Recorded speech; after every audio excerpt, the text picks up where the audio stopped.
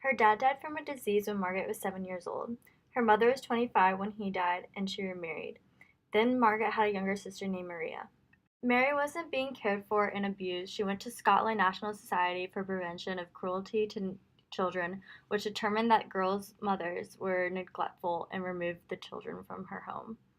The Adverse Child Experience (ACE) study examined nearly 18,000 individuals and found that exposure to even one category of adverse childhood events had a strong correlation with poor physical health and/or emotional well-being for adults, and Margaret was one of those kids. Margaret got out of the orphanage when she was 16, and later on she found a job as a nanny. In August 1960, Margaret enrolled into nurse training at London's Northeast Metropolitan Hospital. In February 1919, she was promoted to staff nurse. She was diagnosed with moderately advanced pulmonary tuberculosis.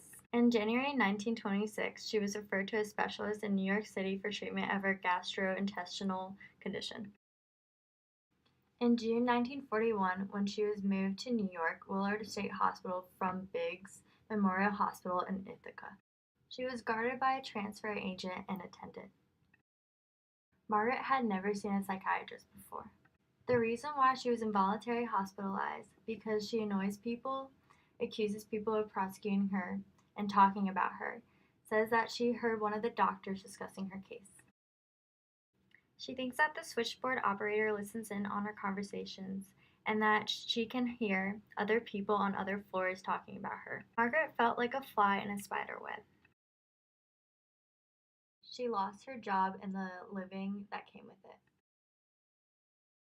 They agreed for her to stay at Willard until a place could be found for her.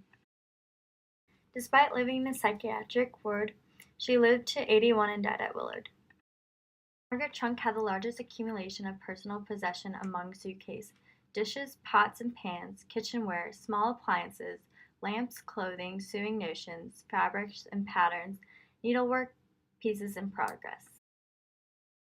There were also portfolios of Margaret's papers, including her nursing diploma from London and New York, student transcript and evaluations, a handwritten resume, and citizenship papers, and her will.